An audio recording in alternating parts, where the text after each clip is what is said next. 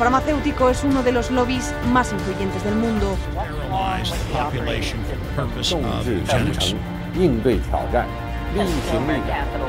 Конечно, должны работать кооперативно, должны... Las farmacéuticas tienen demasiado poder. Avecina una gran guerra entre la realidad virtual y la realidad aumentada.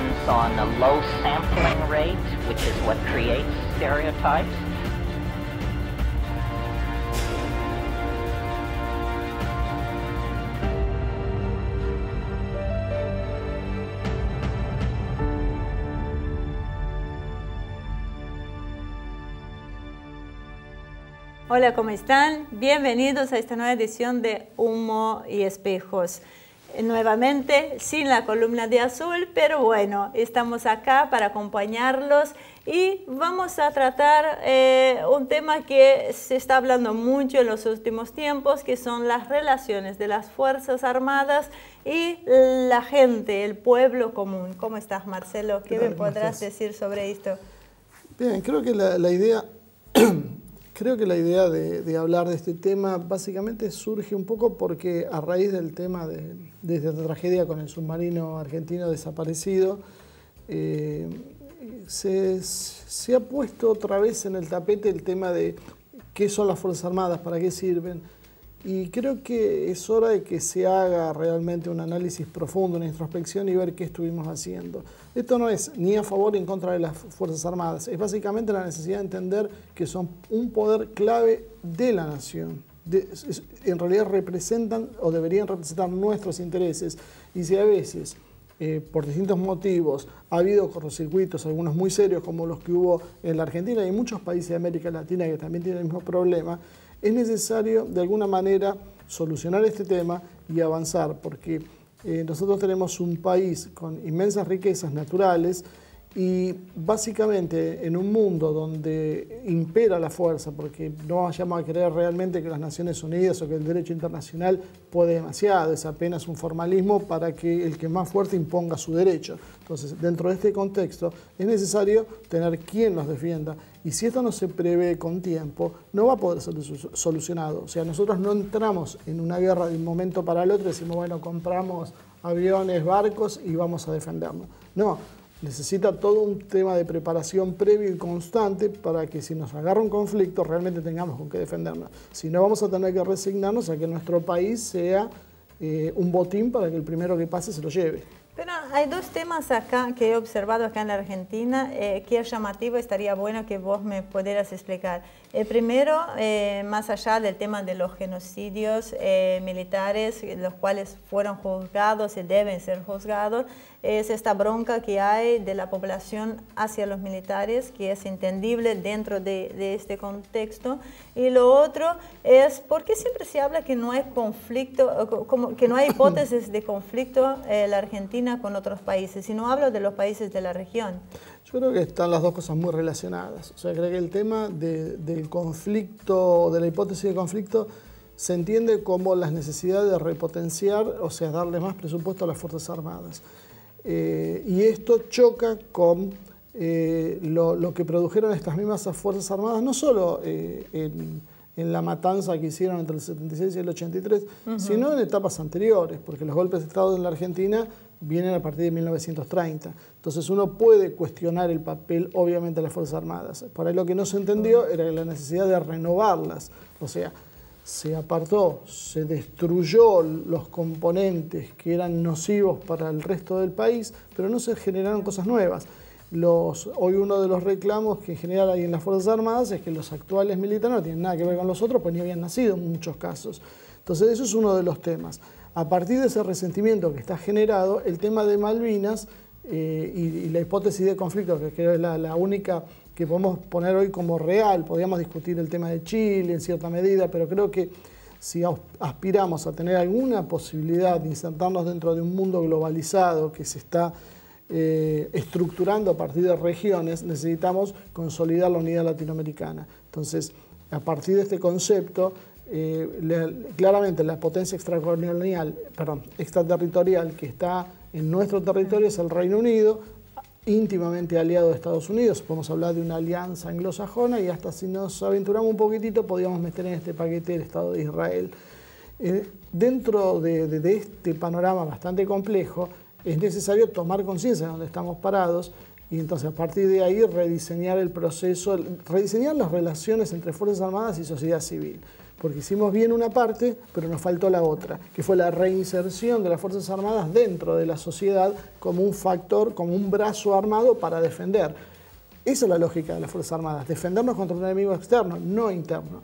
Si nosotros seguimos sin entender este concepto, vemos cómo a partir de otros gobiernos de cuño liberal, las Fuerzas Armadas vuelven a ser redireccionadas y con la excusa del narcotráfico, el terrorismo internacional u otras cosas, nos vuelven a crear una fuerza de ocupación interna dentro de nuestros propios países. Entonces, si queremos poder controlar esas Fuerzas Armadas, básicamente tenemos que encontrarles una función y equiparlas adecuadamente para evitar también los resentimientos de la misma gente que está, que después terminan creyendo en falsas promesas de gobiernos liberales que les prometen una cosa, pero después cuando llega la realidad les terminan recortando el presupuesto. Bueno, bastante bien para ponernos en contexto de lo que vamos a hablar hoy, así que no se vaya. Enseguida vamos al living con nuestro invitado a tratar el tema central del programa de hoy.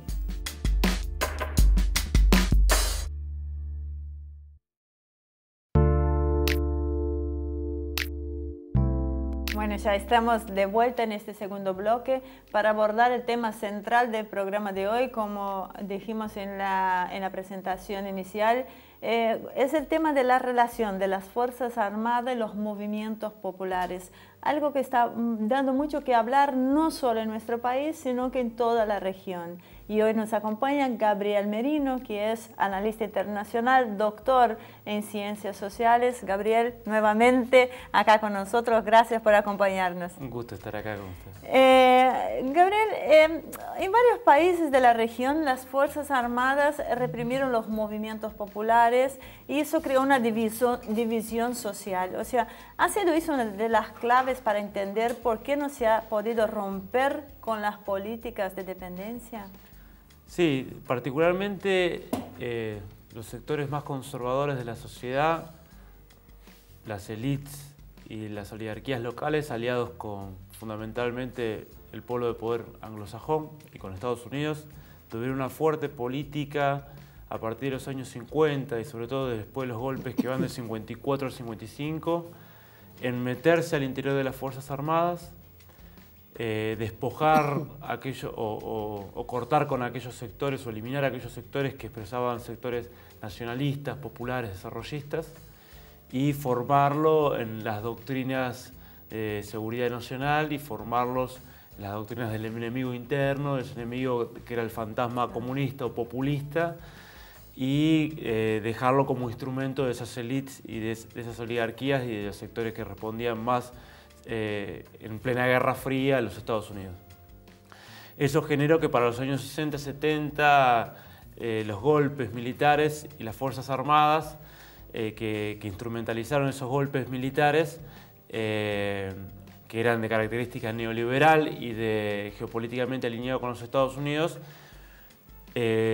vayan contra los procesos populares, impidiendo o rompiendo esa posibilidad que se había dado desde los años 40-50 de unidad entre Fuerzas Armadas, pueblo, burguesías locales, sectores trabajadores, ciencia, que era lo que había desarrollado una fortaleza muy grande a los movimientos nacionales populares de la región. Recordemos que, por ejemplo, la industria del petróleo en Argentina estuvo muy ligada en la creación de YPF con las Fuerzas Armadas, como CONI, así como el complejo siderúrgico y luego todos los grandes planes industrialistas de desarrollo nacional, y que el mismo Perón, que lideró el nacionalismo popular en los años 40-50 y después en su vuelta en los años 70 también provenía de las Fuerzas Armadas. Había todo este sector nacionalista de las Fuerzas Armadas que fue protagonista. Por eso, tanto la potencia dominante del hemisferio como las oligarquías locales se dieron toda una tarea para romper ese vínculo e imposibilitar y trabar lo máximo posible los procesos de liberación nacional. Ahora, eso se podía entender en un mundo donde primaba la Guerra Fría, donde era luchar contra la amenaza comunista que iba a cambiar nuestro ser nacional y todas esas cosas que decían. caída de la Unión Soviética. ¿Cuál es la razón para que esto se siga manteniendo? Porque hoy ya no hay un enemigo como el que ellos veían. O sea, aunque si uno habla con militares o ve los lugares donde ellos se mueven, todavía algunos parecen anclados en el pasado, porque siguen hablando de los enemigos izquierdistas, cuando eso ya es una cosa realmente sobrepasada. Sí, sí. Lo que pasa es que bueno, esa doctrina se mantuvo, sobre todo con el neoliberalismo, el consenso en Washington y la hegemonía norteamericana en la región. Se mantuvo esa doctrina e incluso eso se combinó con bueno, un desguazamiento de las Fuerzas Armadas para que no emerja ningún sector nacionalista que pueda converger nuevamente con sectores populares, para también destruir las Fuerzas Armadas en su capacidad de defensa nacional, de fronteras, de recursos nacionales, y una reconversión de las Fuerzas Armadas, que eso está investigado en el 2001, que se quiso avanzar fuertemente en Argentina, pero en toda la región, en esta cuestión de refritar la doctrina de seguridad nacional para que las Fuerzas Armadas pasen a hacer tareas de represión local. En este paradigma del siglo XXI de que tiene que ser sobre sectores terroristas, migraciones, grandes bolsones de pobreza. Y el narcotráfico. Y el narcotráfico. ¿Eso es por eso estamos viendo que en toda América Latina se agita el fantasma del narcotráfico? Claro, entonces convergen un desguace de su capacidad de defensa nacional y un reacomodamiento, refritando la doctrina de seguridad nacional del enemigo interno y de este enemigo rojo en su momento populista. Ahora el enemigo son los pobres, las migraciones, los narcotraficantes, el terrorismo, esas figuras, ¿no?, que construyó Estados Unidos después de la caída de la Unión Soviética para crear un nuevo enemigo y tener de dónde justificar sus tareas de intervención y sus políticas militares en todo el globo y la cantidad de bases militares. O sea, ¿por qué justificás 1000 bases militares en el mundo? Bueno, sobre eso. Eso fue tratado se fue imponiendo en las Fuerzas Armadas. O se trató de imponer esa agenda sobre la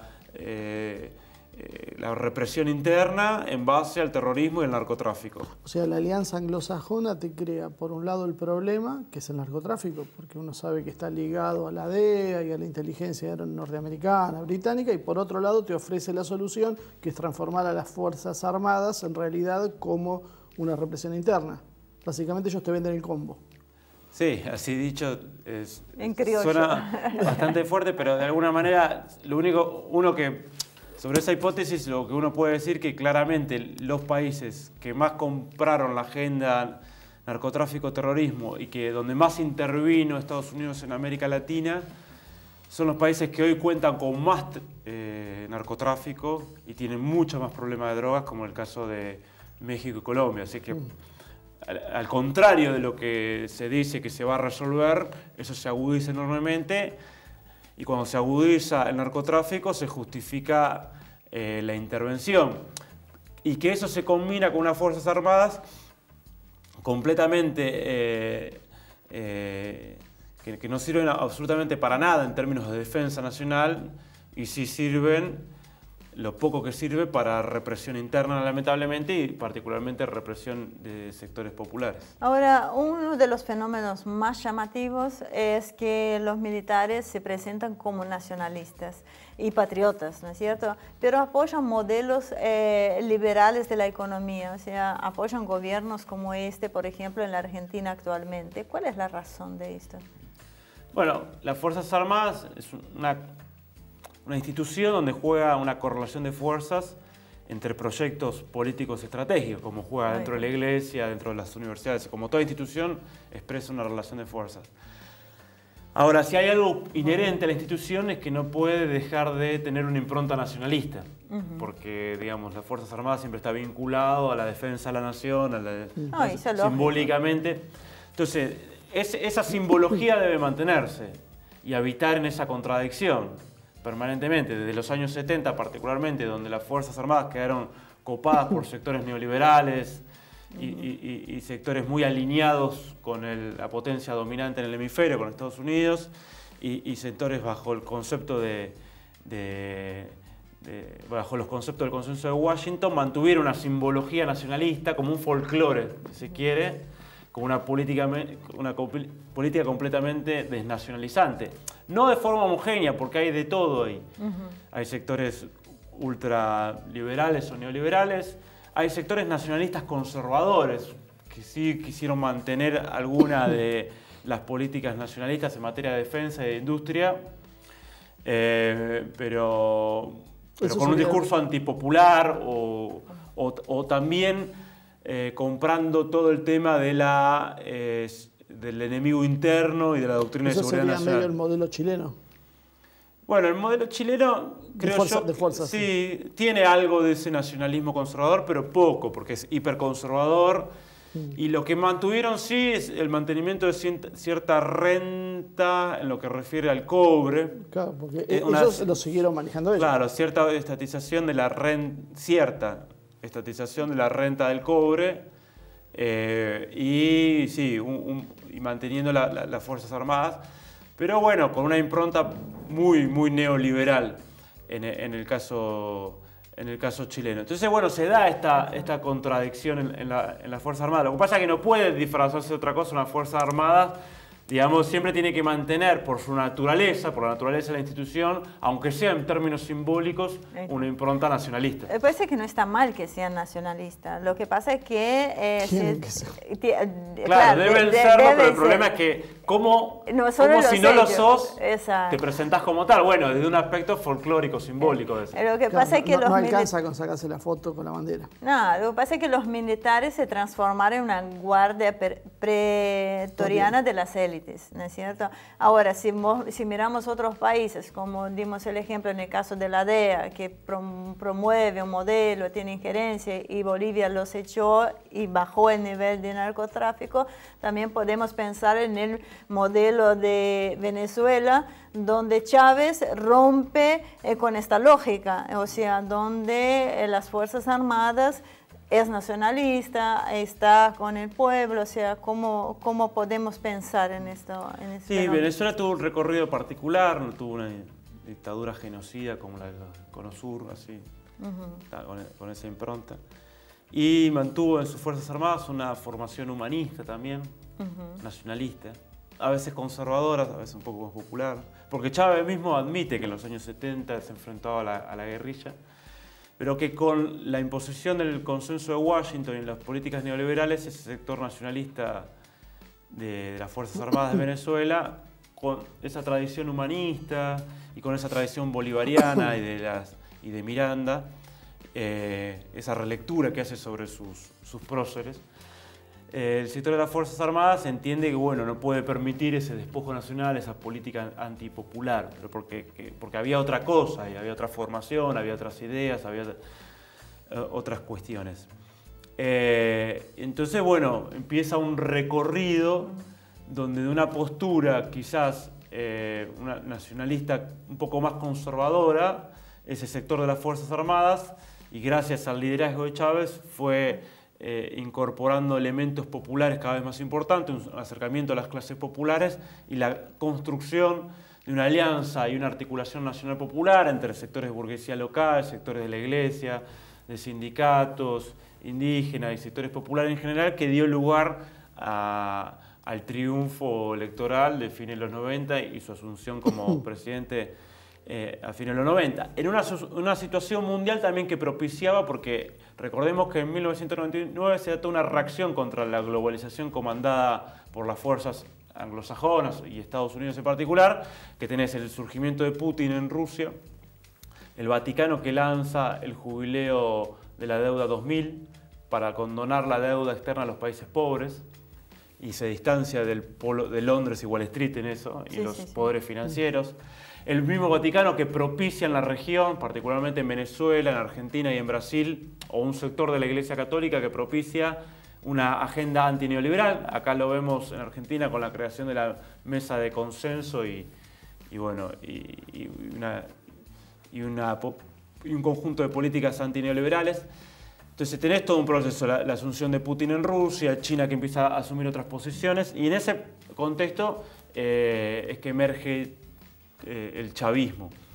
Y que hace recordar ese chavismo a los movimientos nacionales populares de los años 40, 50, o un Velasco Alvarado en los años 60, es decir, sector militar comprometido con otras ideas ajenas a las ideas neoliberales o liberales y que pretenden desarrollar y liderar procesos de nacionalismo popular, ¿no? Ahora, nosotros tuvimos, en general en América Latina, salvo estas excepciones como hablábamos de Venezuela, una década y media donde se pudo haber aprovechado mejor para lograr romper esa ligazón entre los sectores más oligárquicos y los poderes concentrados y los poderes internacionales con las cúpulas de las Fuerzas Armadas, sobre todo. Yo me acuerdo que nos decía él, una vez hablando con el embajador de Venezuela, él contaba que lo que notaba era que las Fuerzas Armadas venezolanas tenían un origen popular, mientras que si uno veía históricamente la oficialidad argentina, solían venir de familias patricias y que eso había facilitado el proceso en Venezuela para que se dé. Hoy, bueno, yo creo que ya ha pasado mucho tiempo, creo que el tema de las familias patricias se podía entender en 1930, en 1950. Hoy ya en el 2000, casi en el 2020, tendríamos que estar hablando de otra cosa. ¿En qué se falló que no se pudo redireccionar la ideología de las Fuerzas Armadas para que vuelvan a ser nacionalistas, para que sea ese ejército que hablamos de Morcón y el ejército sanmartiniano que tanto se habla? Sí, primero que no se pudo romper o apenas se empezó a resquebrajar una cuestión fundamental que era la visión tan negativa de las Fuerzas Armadas por su participación en los genocidios dictatoriales. Sí. De hecho, una de las consignas en las marchas de derechos humanos y de muchos sectores militantes era el que no salta es militar, digamos, donde lo militar aparece esencializado como algo negativo. Claro, pero eso en el 83, 84, 85 obviamente se entiende. Pero eso continuó, digamos, con esa impronta muy fuerte porque se esencializa lo militar, se pierde esa visión histórica. Hay un error de lectura. Que bueno, ves San Martín, Sabio, Mosconi, Perón, digamos, esa lectura de que había también otro sentido de lo militar, de las Fuerzas Armadas, que tiene que ver con el genocidio de los 70, 80 y con lo que después cómo se tramite ese genocidio. Porque nadie hace la lectura, pasa algo también con la Iglesia, ¿no? Nadie hace la lectura que ahí había fuerzas en pugna en esas instituciones, o en las universidades, y unas juegan de un lado, otras juegan del otro. En el caso de los militares lo que pasa es que, bueno, es muy evidente cómo la cúpula militar es la que lleva adelante ese genocidio absoluto. Eso no se pudo romper. Y a la vez que no se pudo romper, no hubo, como bloque regional, salvo en Venezuela, no hubo la conciencia histórica de tener que armar un bloque de poder regional. Para armar un bloque de poder regional vos tenés que avanzar con los 5 monopolios, como dice Samir Amin, o hay un montón de otros especialistas que hablan más o menos de cosas parecidas. Y ninguno de esos se avanzó en la región. Uno de los monopolios que se intentó avanzar con el Consejo de Defensa Suramericano en 2008, pero que fue muy tibio eso, es construir un complejo industrial militar y un sistema de defensa, porque si tenés recursos y encima querés tener una política independiente en este mundo, por más que uno sea pacifista, en este mundo te van a agredir. De hecho, cuando se quiso armar cierta política independiente como UNASUR y un Consejo de Defensa Suramericano que deja fuera a Estados Unidos y Canadá, vuelve a patrullar los mares del Atlántico Sur y el Pacífico Sur la cuarta flota de los Estados Unidos. O sea, por más que vos quieras ir en son de paz, hay poderes que necesitan controlar ciertos territorios, recursos. No alcanza con decir yo. Entonces vos necesitas armar eso, así como avanzar en una moneda y en las finanzas, el monopolio financiero monetario, medios de comunicación, control de recursos y acceso a recursos naturales, ¿no? Y tecnología. Esas son las 5 cosas que... Eso nosotros a nivel regional no avanzamos. Y todas esas cosas están en relación a las Fuerzas Armadas. Desde un punto de vista liberador, si se quiere, ¿no? De esas Fuerzas Armadas represivas. Porque... Algo así hizo Putin. Bueno, de hecho, para fortalecer todos estos sectores que estabas nombrando. En Rusia, por más que distinto a un proceso latinoamericano, obviamente no vamos a extrapolar procesos, pero si algo que hizo Putin, obviamente, fue fortalecerse y utilizar la renta hidrocarburífera para volver a fortalecer el complejo industrial militar de otra dimensión, porque es un complejo industrial militar que disputa mano a mano con la OTAN. Pero eso provee tecnología también para otras cosas. Porque de hecho la tecnología, si vos querés avanzar en el monopolio tecnológico, está estrechamente relacionada con el complejo industrial militar. Claro. Silicon Valley, que es el núcleo tecnológico más avanzado del mundo, aunque ahora cuestionado en algunas ramas por los chinos, y obviamente tiene desarrollo Japón y Alemania, y obviamente también Rusia, pero Silicon Valley, en términos relativos, sigue siendo el más pesado. Eso es una creación del Pentágono. Está Silicon Valley ahí porque la sede central del Pentágono está, ¿no?, ahí en California, en esa zona. Y se desarrolla en torno a eso. De hecho, Internet es un desarrollo del complejo industrial militar del Pentágono. El láser también, el microondas también. Son todas tecnologías militares que después se aplican a lo civil. Ese desarrollo, digamos, está estrechamente relacionado. Lo mismo que si vos querés soberanía monetaria y financiera, en última instancia, el dominio del dólar, no ya hegemonía, porque hay retroceso, pero sí el dominio del dólar se asienta en gran medida, entre otras cuestiones, en el poder militar. Está todo estrechamente relacionado. Acá al no haber, quizás porque no dio los tiempos suficientes, no había la suficiente fortaleza, que razones que podemos evaluarla en otro momento, pero evidentemente no hubo capacidad de construir un bloque. Entonces no se problematizó el lugar de las Fuerzas Armadas en eso, aunque a nivel nacional, en Brasil se hizo en parte. Brasil, por ejemplo, desarrolló bastante un complejo industrial militar y hay una tradición de Fuerzas Armadas nacionalistas, pero eso no lo proyectó tanto a nivel regional. Y es distinto quizás la relación Fuerzas Armadas, sociedad civil, que en Argentina, donde es mucho más sensible esa cuestión. De hecho, vos ves gente de los cuadros de las Fuerzas Armadas estudiando en las universidades y es completamente normal. Y la relación completamente normal, porque también una parte de la dictadura brasilera, sobre todo el periodo de Geisel, fue un nacionalismo bastante importante, que incluso desarrolló relaciones que no querían para nada saber que esté desarrollando Estados Unidos, con cuestiones en África muy importantes, con decisiones nacionalistas muy importantes. Entonces en Brasil hay otra cosa. Pero yo creo que eso nunca fue una propuesta regional.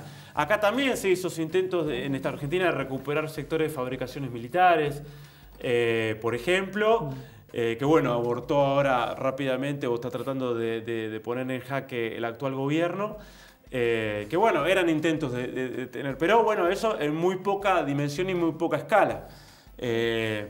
Entonces, bueno, eso genera un problema porque volvemos a la primera pregunta. Sin esas Fuerzas Armadas jugando un rol estratégico en los movimientos de liberación nacional, una Fuerza Armada con concepción democrática, popular, digamos, progresista, sin esa Fuerza Armada que jueguen ahí y con una visión nacionalista, es muy difícil consolidar los procesos nacionales populares. Hay que trabajar mucho en eso. Marce, no te voy a permitir hacer otra pregunta porque los tengo que llevar a un pequeñísimo corte, así que no se vaya. Enseguida regresamos.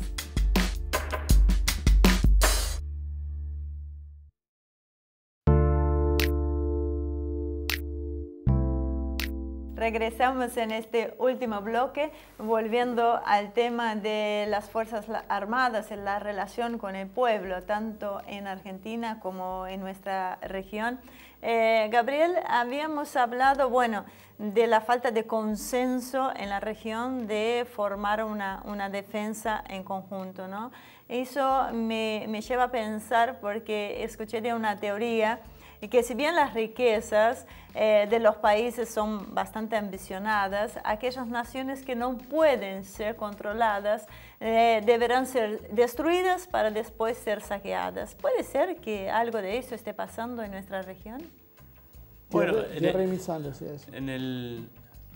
el bueno, mundo mi apuntador lo dice y es verdad. Sí, pero eso fue una cosa que dijo, claro, hace unos meses y que creo que es para tomar. Yo lo que tengo que citar la fuente, lo iba a decir como de autoría mía, pero ya me lo arruinó. Claro, bueno, Thierry Meyssan dijo que podría pasar algo similar a esto. Sí, en el mundo estamos viviendo la situación de, que ya lo dijo incluso el Papa Francisco, de guerra mundial fragmentada. Yo siempre recupero ese concepto porque más que lo diga un Papa, claro, con el poder que tiene y de donde y este Papa, y que diga que estamos en una situación de guerra mundial fragmentada, donde hay una tremenda lucha por recursos, donde hay una guerra por pedacitos, donde todas las potencias juegan. Bueno, eso es evidente. En la región es evidente también que hay una puja fundamental. A ver, veamos el caso de Venezuela.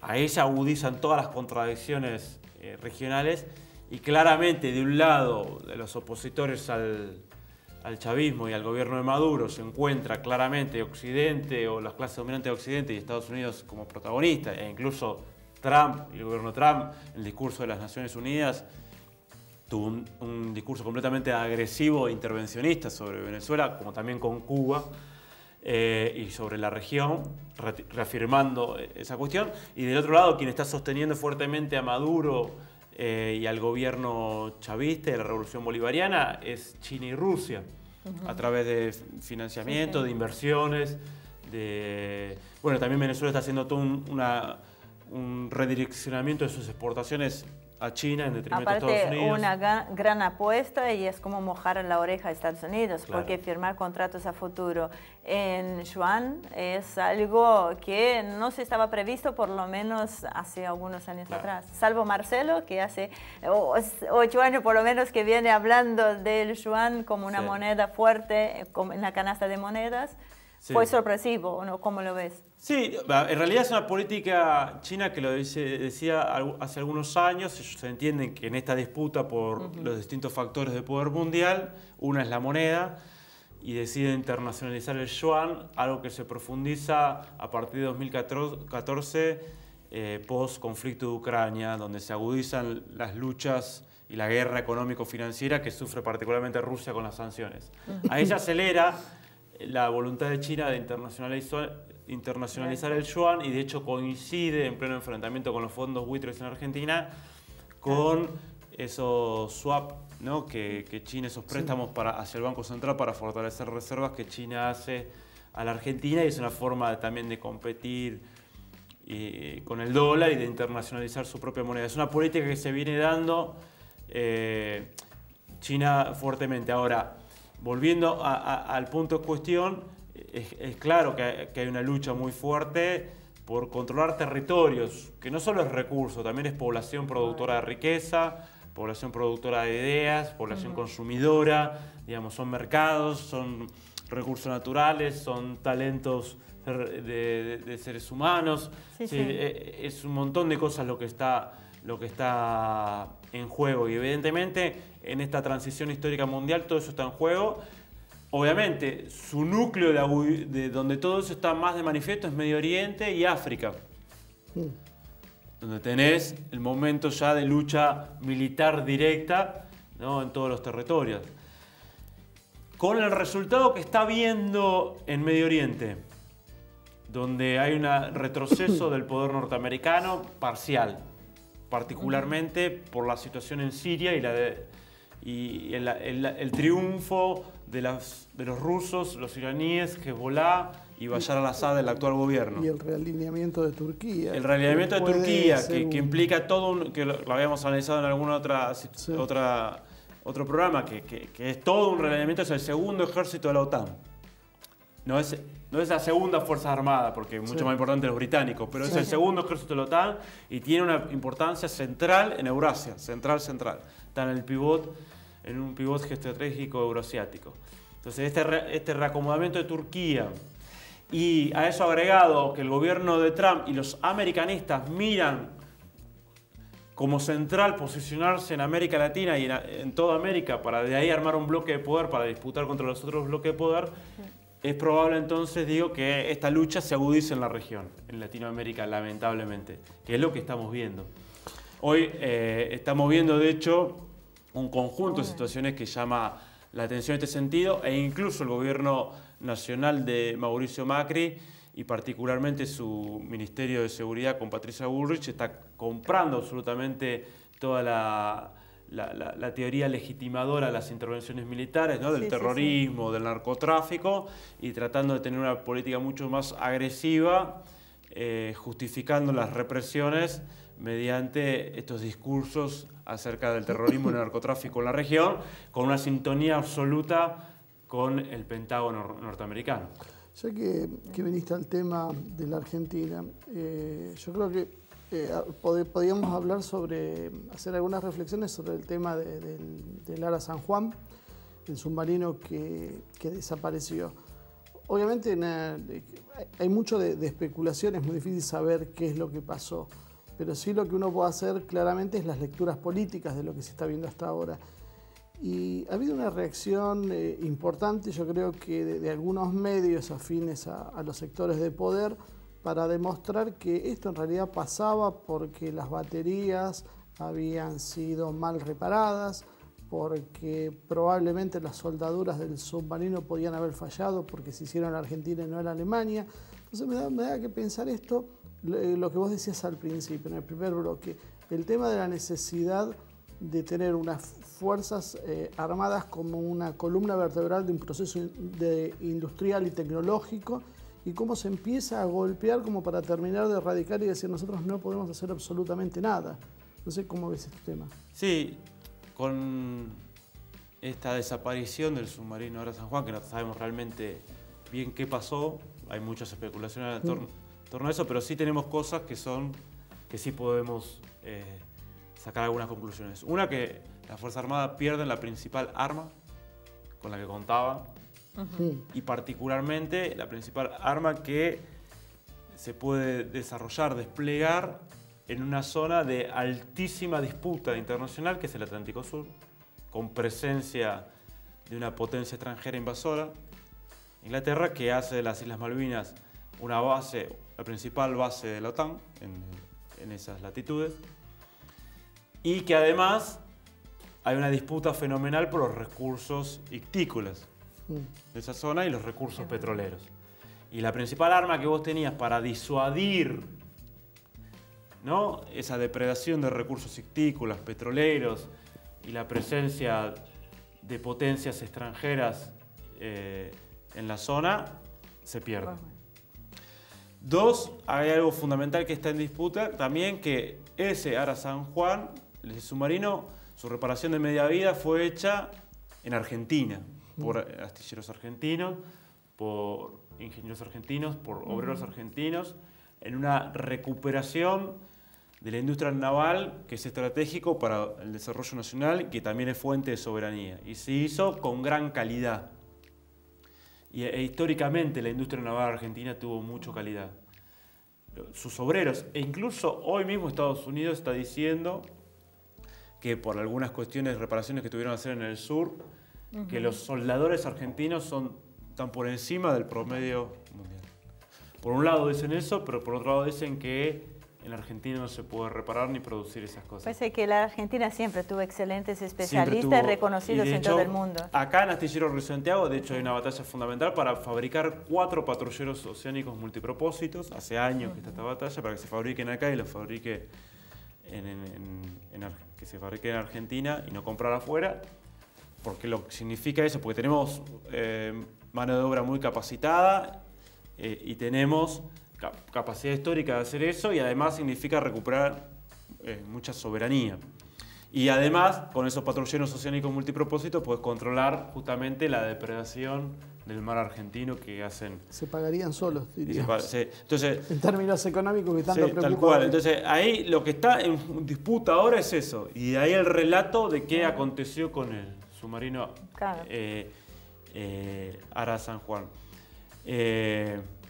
Entonces, lo que hay que desarticular es ese discurso, que creo yo muy dañino a la soberanía nacional y a la recuperación de las industrias estratégicas de Estado, que es que nosotros no podemos reparar un submarino, no podemos desarrollar la industria naval. Bueno, aparte, por el tipo de explosión que también se sabe, es poco probable que haya sido un desperfecto de batería, lo cual hubiese dado tiempo a emitir algún tipo de señal de que algo estaba sucediendo, sino que el estallido o la implosión, ¿no? O lo que haya sucedido tan sorprendente, tan rápido, sin... No es compatible con un accidente dentro. Exactamente. Entonces, es decir, probablemente la causa sea otra. También se habla de que ahí estaban desarrollándose ejercicios militares conjuntos de las Fuerzas Armadas británicas, norteamericanas y chilenas, pero bueno, todo eso son especulaciones. Los ejercicios estaban, Cancillería de hecho había tenido un intercambio hacía unas semanas por esos ejercicios, el vicecanciller argentino. y había una cuestión ahí, pero bueno, todavía eso no se sabe. Lo que sí, entre otras cosas, esto se articula en esto que estamos discutiendo. Hay sectores, sobre todo los que se asumen desde un lugar más de quedar subordinados al polo de poder norteamericano y a Occidente, que acá no se puede producir industria naval, que acá no hay que tener unas fuerzas armadas para la defensa y que la tarea de las fuerzas armadas es reprimir internamente. Por lo tanto, armar lo que ya quería Brinzón y Jaunarena en el 2001, el gobierno de la Rúa, que es la pirámide verde-azul, la unidad entre defensa y seguridad y reciclar a las fuerzas armadas, que sería un retroceso garrafal y estratégico, y además porque nosotros necesitamos unas fuerzas armadas con la cantidad de recursos naturales que tenemos que defiendan nuestra soberanía y particularmente defiendan nuestros recursos para que no sean depredados.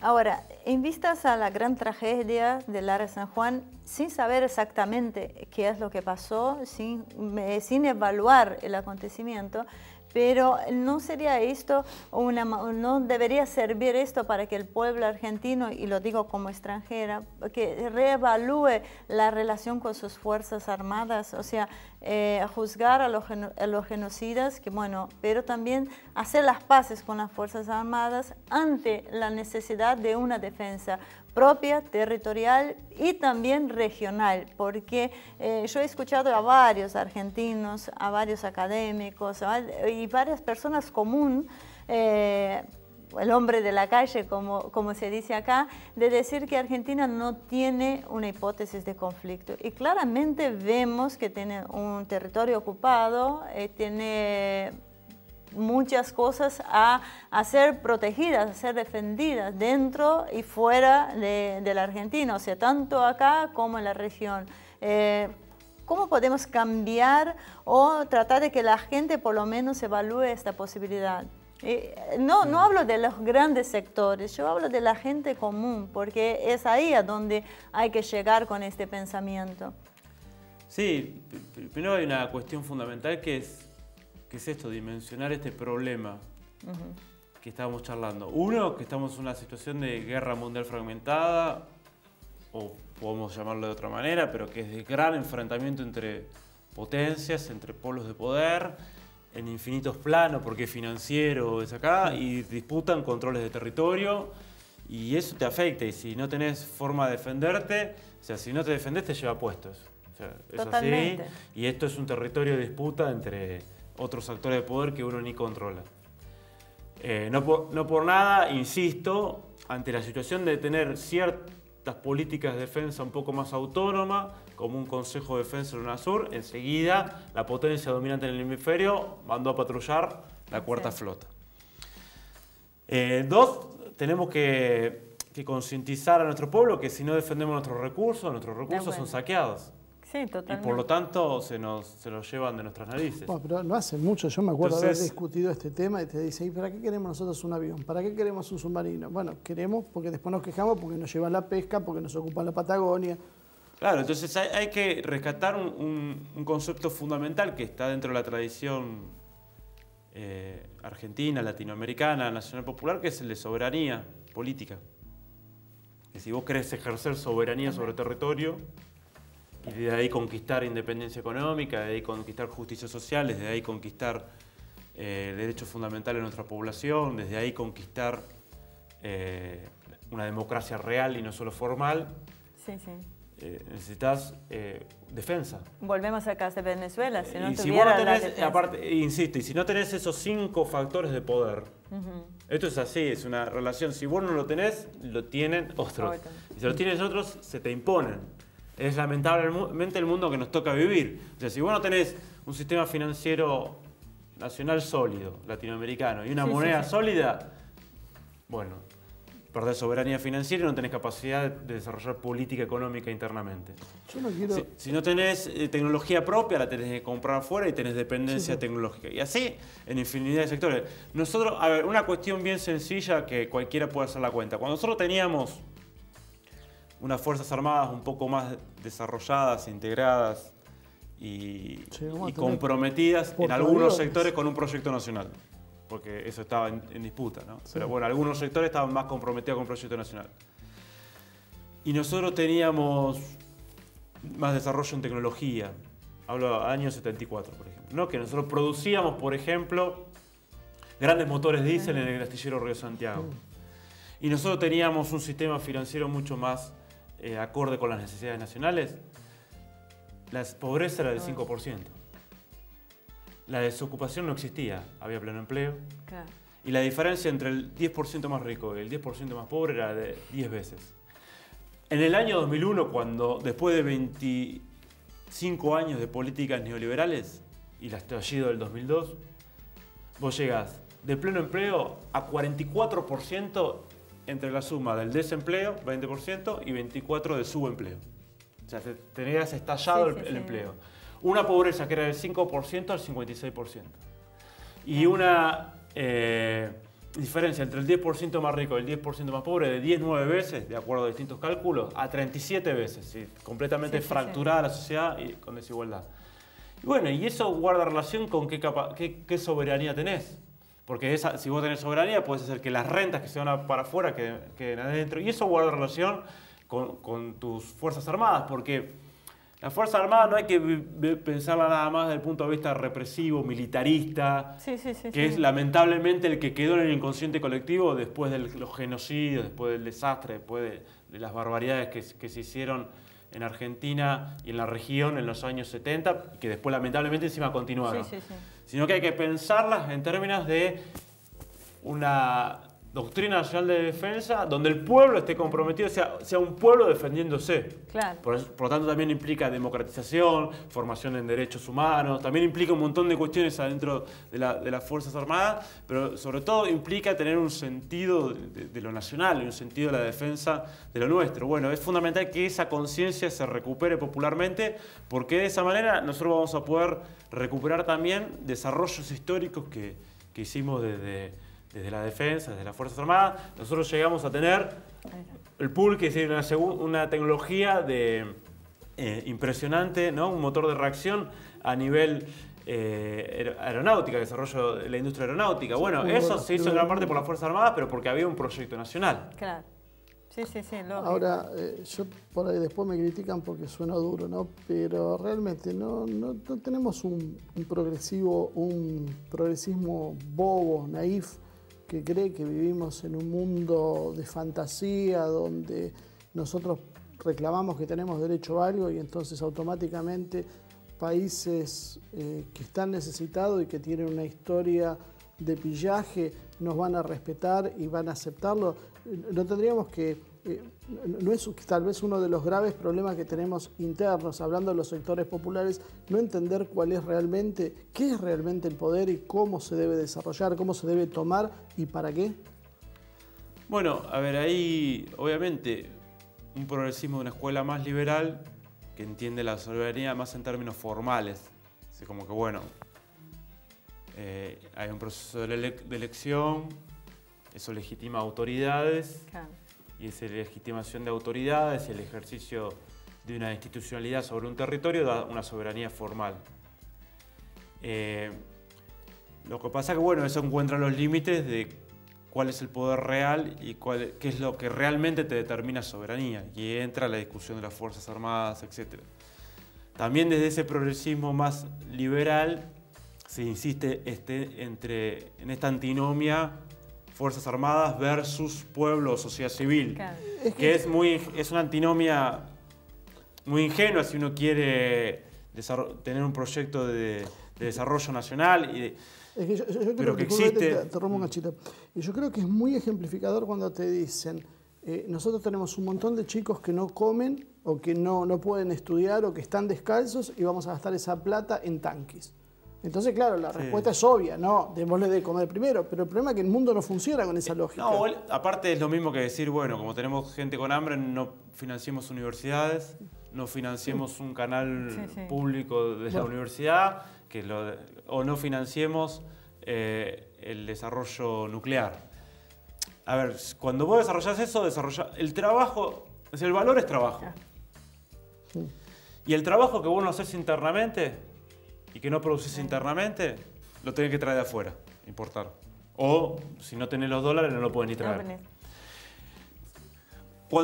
si vos querés tener pleno empleo, querés tener altos salarios, querés tener una sociedad más justa, vas a tener que desarrollar valor agregado, y eso está asociado directamente a la tecnología, y eso está asociado directamente a la inversión pública, porque en un país como el nuestro no hay inversión privada que genere mucho valor agregado, porque no tienen la suficiente tecnología, escala, poder, porque son burguesías periféricas. Y aparte porque no les interesa, Entonces, porque fugan los capitales. Pongámosle, es otra pero parte. además hay una cuestión, puede ser ético, pero ya incluso en términos objetivos, materiales, Sí, por más que quisieran. ni siquiera tienen, claro, hay algunos grupos económicos que sí, pero es escaso. Pero entonces eso lo tiene que hacer el Estado.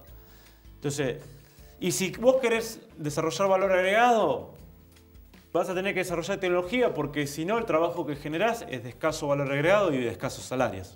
Por lo tanto, escasa integración social.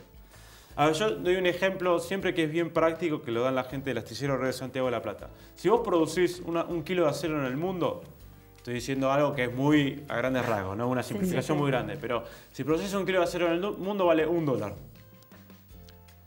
Como la que produce Techin, pongámoslo.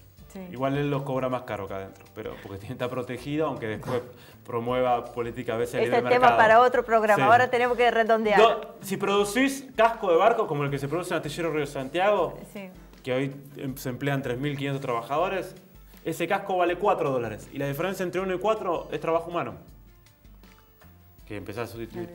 Si vos producís grandes motores diésel como producíamos en los años 70 y llegamos a producir, aunque sea con licencia de empresas extranjeras, pero lo producíamos acá, ese mismo acero vale $16. La diferencia entre 1 y 16 es laburo. Es laburo de mucha calidad y de muy bien pago, y formal, y que te reintegra, te reestructura la sociedad en relaciones laborales muy distintas a tener una changa y sobrevivir. Entonces, bueno, si nosotros no tomamos conciencia de eso, si nosotros no tomamos conciencia de que un país sin industria es inviable y con 45 millones de argentinos no nos dan los recursos naturales que tenemos para con eso a la hora de comer, porque todo el complejo agroexportador a todo trapo genera 500.000 trabajos entre directos e indirectos, más o menos también a grandes rasgos. Entonces, eso es una conciencia básica. Y ahí está la conciencia fundamental de la necesidad de construir soberanía, industria nacional, y en torno a eso se insertan las Fuerzas Armadas. También las Fuerzas Armadas se pueden insertar en el discurso de la antisoberanía, el narcotráfico y terrorismo y el enemigo interno. Pero bueno, son dos discursos que tienen que ver con dos proyectos. Y como toda institución, la Fuerza Armada, la universidad o la iglesia van a estar tensionados por esos proyectos estratégicos que impugnan el territorio. Yo creo que lo peor que podemos hacer es cuando hay, como decís vos, la iglesia o las Fuerzas Armadas, hay una institución con dos fuerzas en pugnas, es uno salir de esa pelea y dejarlo y regalárselo a la otra fuerza. Porque es lo peor, porque van a avanzar sin ningún tipo de reparos y bueno, los resultados ya los tenemos vistos. Gabriel, te voy a dejar sin reflexionar porque ya nos estamos quedando sin tiempo. Como siempre, un gran placer recibirte, muy esclarecedor. Esperamos que realmente llegue a la gente lo que uno quiere transmitir y, bueno, y esta idea también de reevaluar la relación de nuestras Fuerzas Armadas. Muchísimas gracias por acompañarnos. Bueno, muchas gracias a ustedes por la invitación y como siempre un gusto compartir un programa. Muy bien, hasta acá llegó el programa de hoy. Bueno, espero que les haya resultado interesante. Como siempre, muchísimas gracias por acompañarnos. Como ustedes saben, este programa una vez emitido lo subimos en nuestro canal de YouTube, Asia TV Producción. Y como verán, una vez subido a nuestro canal de YouTube, a su izquierda está el botoncito para suscribirse, así que los invito a suscribirse a nuestro canal e invitar a sus amigos a que hagan lo mismo. Muchísimas gracias nuevamente por acompañarnos y nos vemos la semana que viene con más una edición de Humo y Espejos.